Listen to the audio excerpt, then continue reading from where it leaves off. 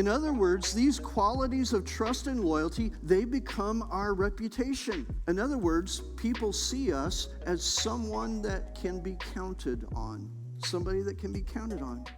Now let's get to trust and loyalty become who we are. They're our rep, all right? Look at verses 3 and 4. I love this. Verses 3 and 4. Let love and faithfulness never leave you, or trust and loyalty. Bind them around your neck. Write them on the tablet of your heart. Now you get it? Do you get it? Yeah. Please say you get it, right? Okay, thank you.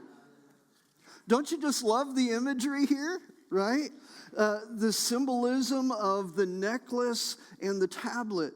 I just love these. Trust and loyalty become core virtues of our life. They're supposed to be prominent, in other words. Solomon says these are supposed to be prominent, ostentatious, visible, and consistent in our life. They're to be deeply ingrained, right? Or engraved on the tablet of our heart. I love that symbolism. It's like, you picture the Ten Commandments, and Moses, he chiseled out these tablets of stone, and then they were engraved in stone. The words were engraved in stone. You're not going to erase them. In other words, once you engrave them, you're not going to ever be able to erase them away, right? So the word here is really cool. Hesed.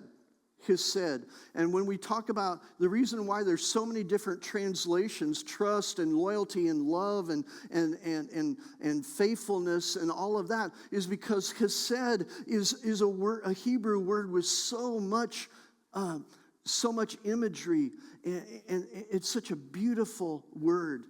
And really what it is it's the word that was used for covenants. It's the word for covenant. And so it was the word that was used when God formed a covenant with his children, the children of Israel. It's used when we talk about marriage and the marriage covenant, hesed. It's also used of friendships and relationships. And so you can see how important hesed is when we talk about wisdom for relationships, right? It's so important, so rich in meaning. And so when we think of love, we often think of love as some emotion-based response. But no, maybe a feeling or something, but it's not that at all. It really has everything to do with loyalty and trust, an unwavering commitment to always desire the very best for the individual. It's so foundational that we wear it like a necklace. In other words, you can't get past this, can you? I mean, it's just there. Okay, I'm not going to be a rapper, but man, yeah, thank you. Really? No, thank you. Yeah. Well, I was going to put trust in loyalty, but I couldn't fit them on these little tablets. But anyway, trust and loyalty, their reliability, it's at the very core of every covenant relationship and factors into every decision we make. These virtues are ingrained into us and become our reputation. Listen to how the Message Bible translates verses 3 and 4 that we just read. It says, don't lose your grip on love and loyalty. Tie them around your neck. Carve their initials on your heart. Earn a reputation for living well in God's eyes, and the eyes of the people.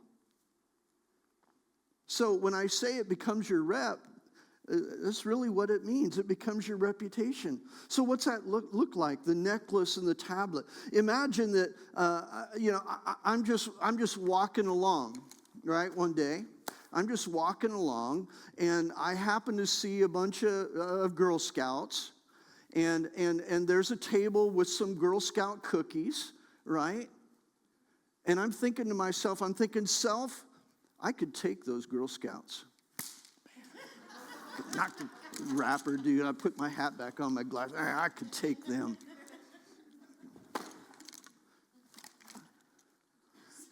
But wait a minute. I'm wearing this. I can't really wear this, can I? And beat up the Girl Scouts and steal their cookies? I can't do that. It doesn't work, does it? It really wouldn't work. And so, I'm like, oh man, I can't do that. And so I buy the cookies and I eat them before I get home. So Brenda doesn't know. But that's really what it looks like. And so when we think about how that works out, I mean, it's like, should I steal? And the answer is clear in God's word, no. And should I be faithful to my wife? And the answer is yes, I should be. And let me see. Should I speak truthfully to everybody around me? And the answer is yes. Should I get drunk? What would Jesus do here? And so should I? My friend calls me and says, "Hey, let's go rob a bank." No. You see what's happened? The answer has already been engraved. There's nothing to think about. That's what this means. We're in a covenant relationship with God, right? The answer has already been made. It's already there. All we have to do is obey it. I'm not going to beat up the Girl Scouts. I'm not going to go with a buddy and rob a bank. And you think I've never known somebody who robbed banks, but trust me, I do. I do. Am I going to hug my kids? Yes. Am I going to teach them to trust God with their life? Yes. You see, the right decisions are already made for me. So verse 4 gives us the outcome of living by these virtues. The positive outcomes. You see, favor, it says, with both who? Favor with God and with man. In other words, these qualities of trust and loyalty, they become our reputation. In other words, people see us as someone that can be counted on. Somebody that can be counted on. Trustworthiness and loyalty are qualities that get you promoted. They really do. And they keep customers coming back.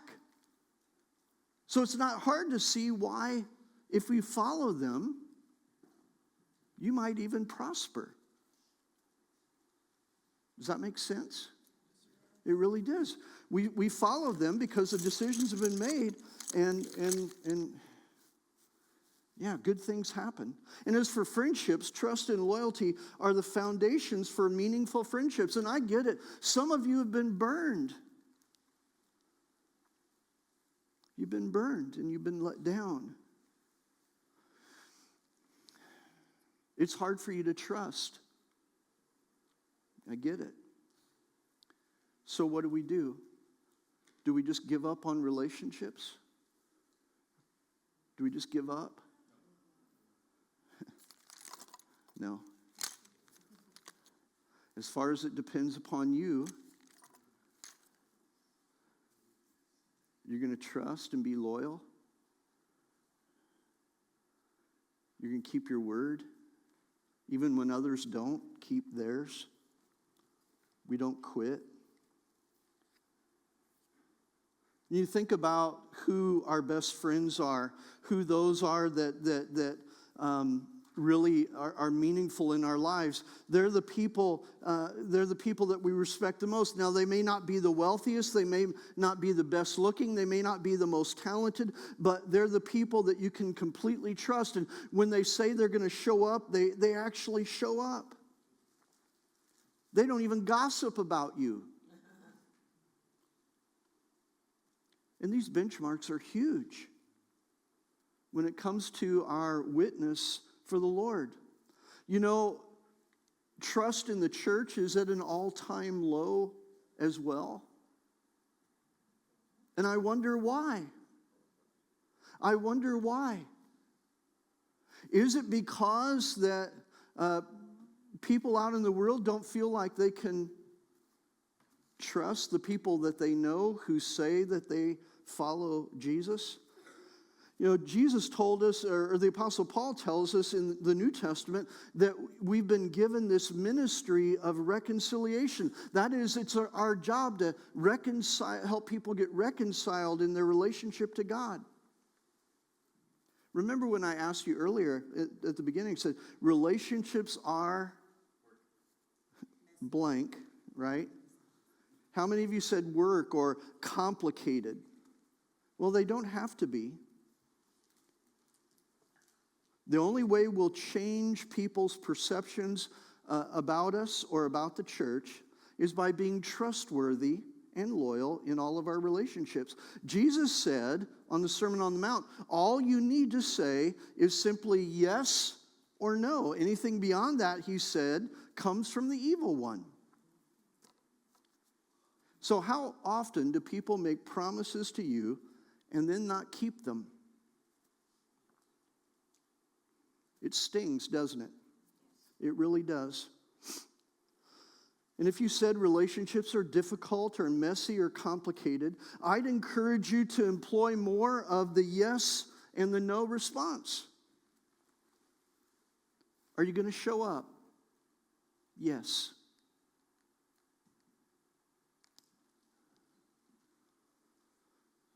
And then what? Show up. It really is that simple.